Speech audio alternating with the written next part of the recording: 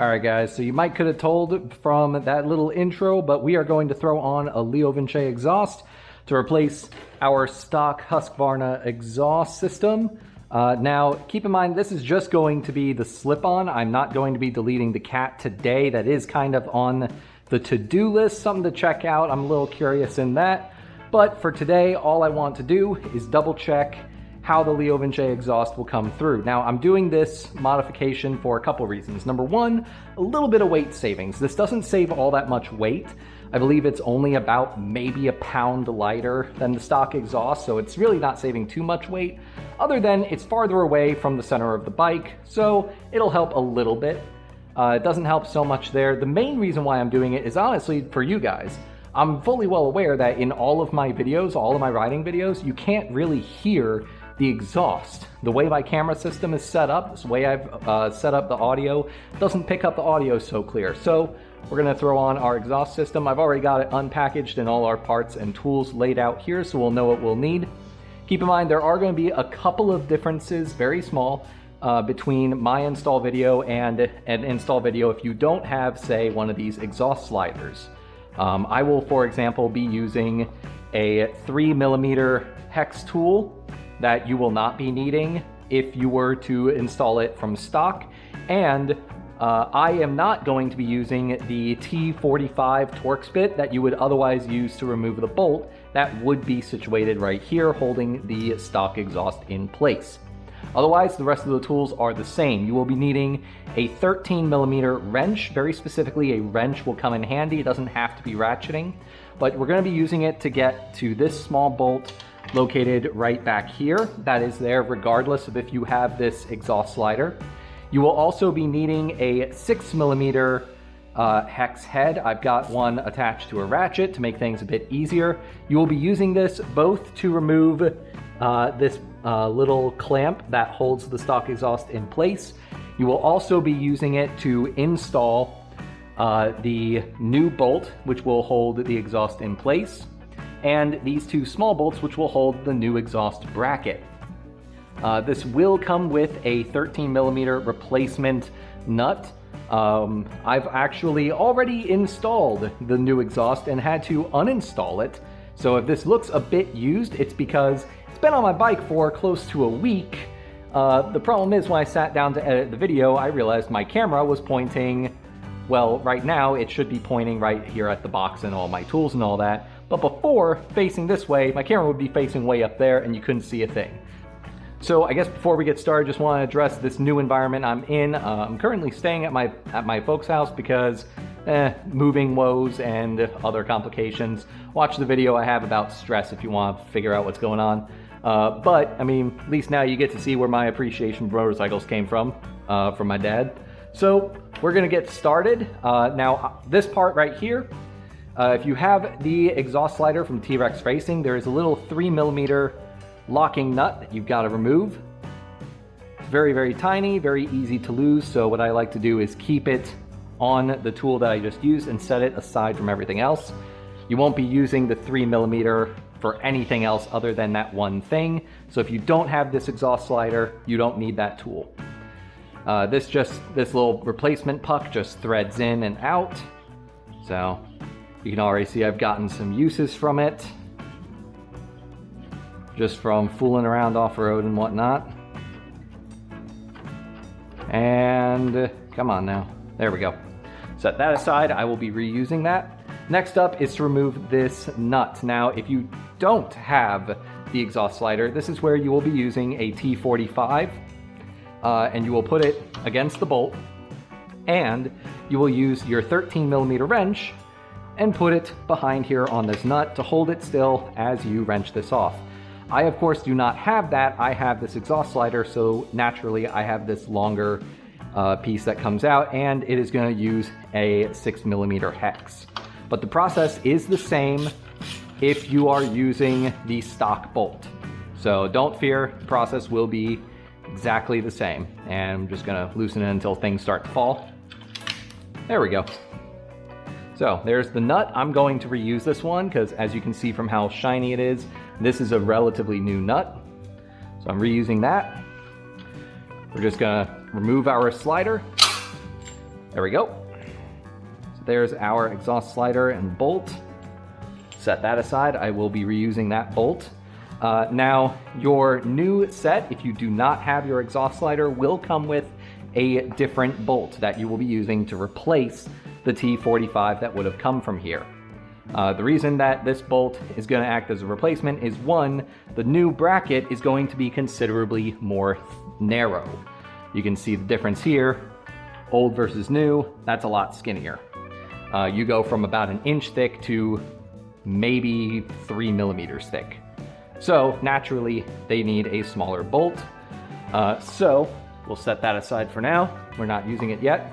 So right now, keep in mind, this exhaust is only being held up by the force of that clamp down there.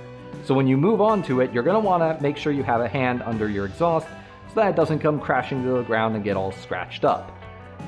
Important note is, if you are ever doing a modification like this to a bike, that this is a 6mm, that you hold on and take care of all the old parts.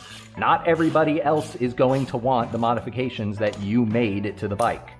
So having the old parts on hand will make resale easier down the road, especially because not everybody wants to deal with a new exhaust. Some people they don't like it.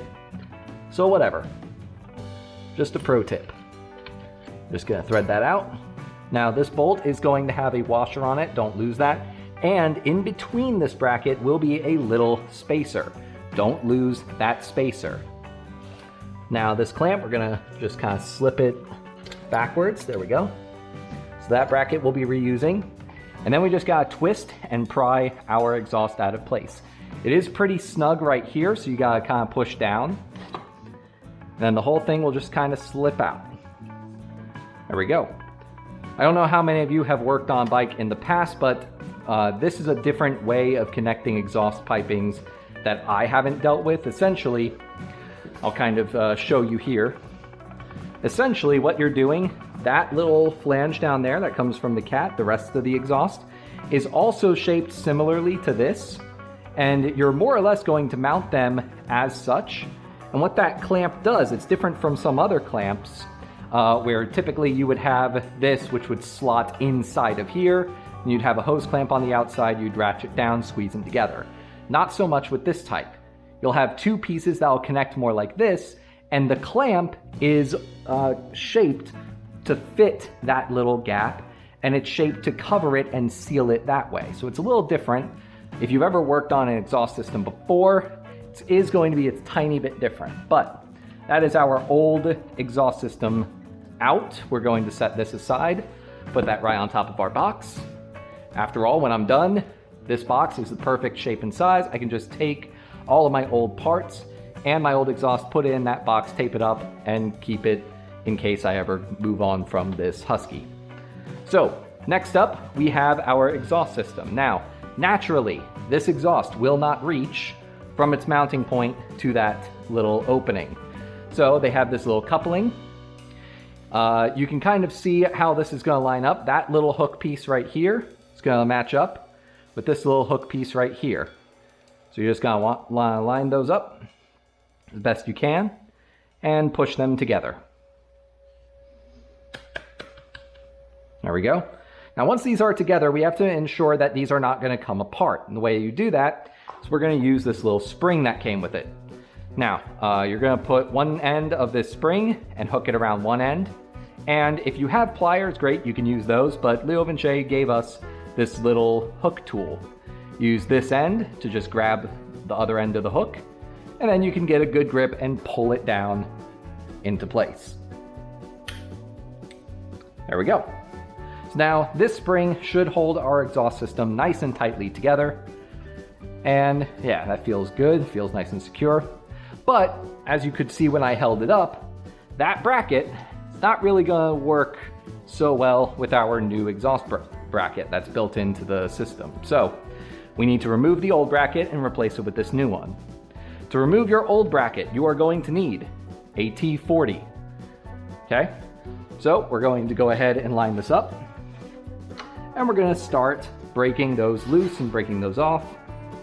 Let me switch back to my socket. There we go.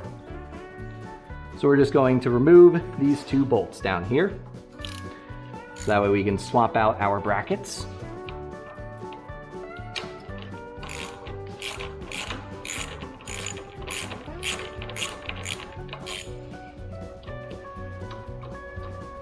Now, a smarter man than me would have stopped by now to double check his camera to make sure that it's still facing the right way.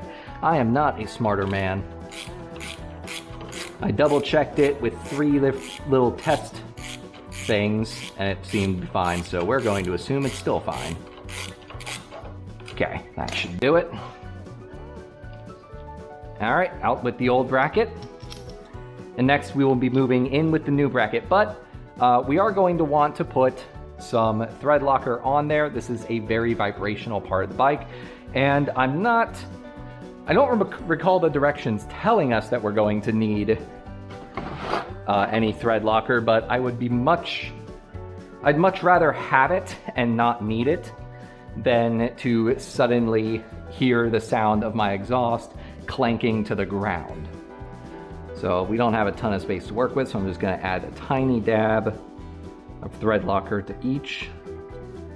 1, 2, that is more than a tiny dab. Yikes. Set that aside. And to install these, we will be using a 6mm.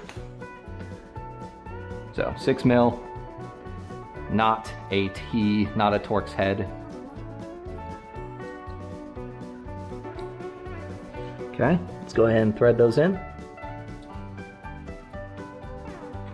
Just gonna get these started by hand. Make sure that they're going in straight and smoothly. Good. Those feel like they're seated properly. Let's go ahead and tighten them down. These don't necessarily have to be super tight, they just have to be nice and snug. After all, we don't want them coming off. Give it a little snug up, there we go. Same with this one. Good. There's our new bracket. That does not feel like it's going anywhere. I might... No, I don't need to tighten that up. Alright, so next up, this is where you would, if we were attaching our new bolt, we would be using this replacement nut, we'd be using this bolt, and we would be using this spacer. Now, for my exhaust slider, I'm going to be using this spacer regardless, but differently than they intend. If you were installing this normally, the bolt would sit flush inside of this little nut, or this little spacer, and on the other side, you would put your exhaust here, slide it through, and you would tighten that up on the back. Now, obviously, with that large spacer, with that large slider, I'm not really going to be able to use this tiny little nut, so I'm going to have to set this aside. As I've mentioned though, I am intending to use this spacer, and if you also run into the same issue I did in having this exhaust slider, I'll show you what we can do with that in just a little bit. But for now, I just want to get my exhaust in place so I can start connecting it down there. So for that, this new nut will do fine, or this new bolt will do fine. Because all I need it to do is to go there, and I need it to stay put. So I'm just gonna put the bolt through, and I'm just gonna thread the nut on by like a twist or two. There, that's fine. I just don't want it falling and getting damaged and dinging up before I've even had a chance to enjoy it. So, I've already got my 6mm here. This is the nut that came from that exhaust hose clamp that I alluded to earlier. I'm gonna go ahead and set the spacer aside because I'll be needing that, but not right now. And we're just gonna maneuver this into place. You can kind of see already, come on, what I was talking about, how it almost lines up like so. It doesn't really match up the way other exhaust systems would. Now, I'm just gonna take this clamp and get it over top. Whoop, accidentally slipped the whole exhaust off. There we go. Okay, that side's on, that side is on. There we go, everything looks lined up, reaching behind, everything feels lined up. Now, we take our bolt, slide it in through here, put our spacer in, and then we can start twisting it. It's got a little threaded piece here. We just start twisting. Use two hands to make sure that that clamp stays in place. Eventually it'll get tight enough that you can safely do it with one hand, because now the clamp is just ratcheting itself into the material. Grab our ratchet again with our 6mm hex. Start tightening that down. So you want to make sure this is good and snug. This is effectively what is creating that seal between this coupling and your actual exhaust. So we want it to be good. Now I am going to snug that up a bit more, but I want to make sure that it's loose enough that I can still manipulate this as needed. So you can see that still has some give. That's good. We want that for right now. We are not going to want that to happen when we're done. So for now, let's go ahead and get this little bolt and nut off. Oh, where'd it go? All right, somehow lost that bolt for a second, found it, or nut. Now, you heard me mention that we are going to have to do something to get this to fit right, because naturally, this is designed to fit into the old bracket. But if I do that, look at how much extra space we have. This whole space isn't even threaded. So we would need a bolt shorter than this, or do we? That little spacer we have, we can use a different way. Now, it's recommended in the directions that we use it as such to make sure that that bolt is flush. However, if we do that, that makes this very insecure and very wobbly, not something that you want from a slider. So I will be inverting that spacer so that it's upside down like so. Now that's still going to give me that little bit of extra space, makes the bolt come out to an appropriate length. We can't even see the unthreaded part, and it doesn't want to move. That's because that spacer tapers, and that's basically just going to suction down and seal it even further. So this is a good solution if you were running into that problem. So put that there, grab our bolt, and we're just gonna start by threading this in by hand, with a little bit of thread lock too. Why not? Still part of the exhaust, still gonna want some thread lock probably. Not a ton, but enough. There we go. Thread that on, and twist. There we go, that's going on nicely. Nice and smooth.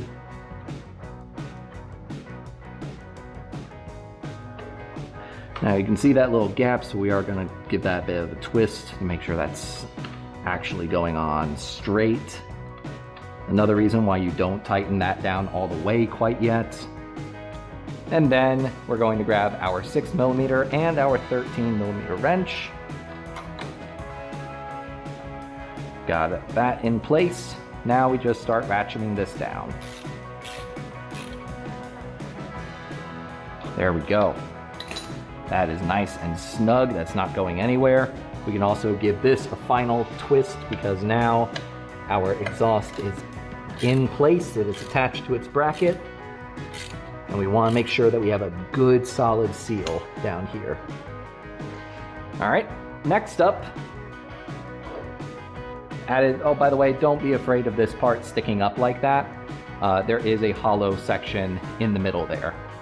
I don't know if T-Rex Racing anticipated modifications like this, but it's a good design in my book, and it works well. We're gonna twist this on, and we'll hear that exhaust. Okay, get our little locking 3mm in there.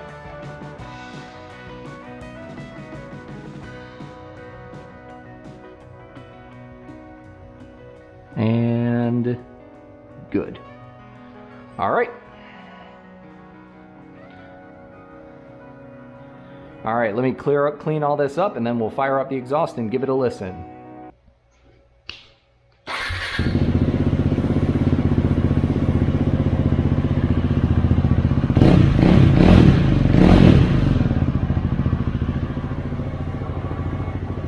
Alright, and there is the new exhaust. LeoVince, I think it's the LV-10 is the exact model. Have a look at that. Nothing's vibrating, nothing seems like it's coming apart.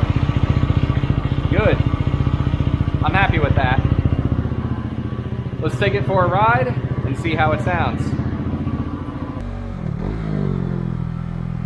So far, just in low speeds, the exhaust sounds alright. Especially in the low end, it sounds really nice. Doesn't necessarily sound a whole lot louder. It's definitely more beefy and more, has deeper tones to it. Even at lower speeds, higher RPMs, it drones a bit and it is louder. I can say that much. It does sound louder at higher RPMs. Oh yeah. At like cruising around at like 50 in 4th gear, the exhaust is absolutely no louder than the stock. Yeah, downshifts sound nice and smooth. I'm not hearing or any backfiring. At least not just then.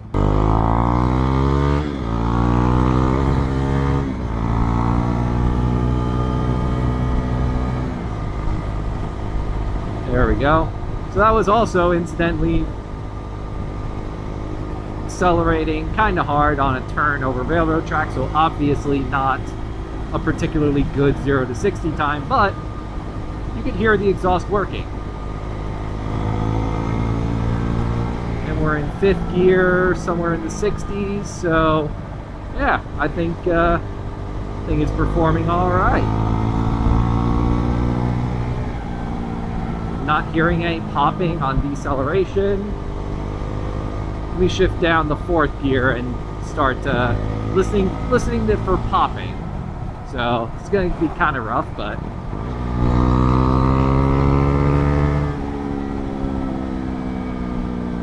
yeah, 4th gear accelerating to the top of the rev range and then just letting the bike decelerate. I'm not hearing any popping, not feeling any issues with slowing down, just with the force of the engine. So I would call this exhaust a success. Anyways, thank you all so very much for watching. If you like this video, want to see more content about the Svartpilen and stuff like that, go ahead and leave a like, give it a thumbs up, hit the subscribe button and the bell to be notified of when new content comes out. And yeah, if you want to chat, leave a comment. Would love to hear your thoughts on the exhaust and hear some thoughts about, you know, should I or should I not go with the cat delete down the road. I don't plan on doing the cat delete anytime soon, I should note, mostly because messing with that does mess with the factory warranty, and while my warranty is getting ready to expire, it would be nice to hang on to it for just a couple more months as I gear up to do some longer trips this summer. But anyways, thank you very much for watching. My name's Matt. Have a good one.